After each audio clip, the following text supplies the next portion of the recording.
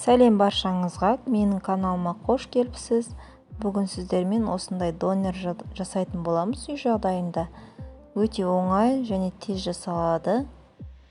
Менімен жасаңыз.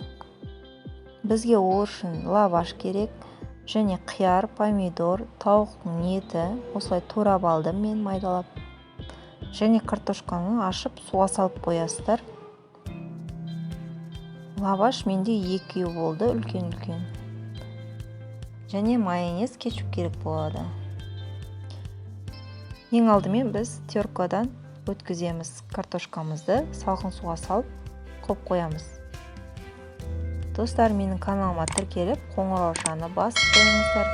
Менің каналымда басқа да видеолар бар, рецепттер көре аласыздар. Осылай бәрін жасап аламыз. Көріп тұрғандарыңыздай картошкамызды құрғатып аламыз. Ең алдымен біз тауық етін қуырып аламыз. Дәміне қарай тоз, бұрыш салып қуырамыз дәміне қарай. Қызартып қуырып аламыз піскенше. Сосын фриді қуыратын боламыз қызып тұрған майда. Вилкамен ашып тұрыңыздар, жабыс қалмас үшін. Үлкен лавашты 2-ге бөлдім. Кетчуп, майонез жағатын боламыз осылай. Қуырылған тауық еті, қияр бәрін салып аламыз осылай. Фри. Бәрін осылай жасап аламыз. Құрғақ болып қалмас үшін майонез бен кетчупты жағасыздар дұрыстап. Осылай 2 шетін орап дайындаймыз.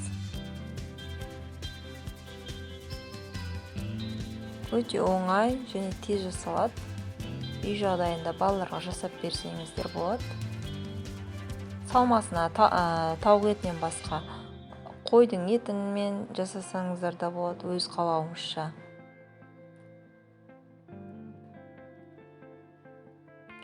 Сосын қызып тұрған табада 2 жағын қуырып алдым. Духовкаға қыздырып алсаңыз да болады, болмаса грильницаға істесеңіздер де болады. Мен де осы табаға қыздырып алдым.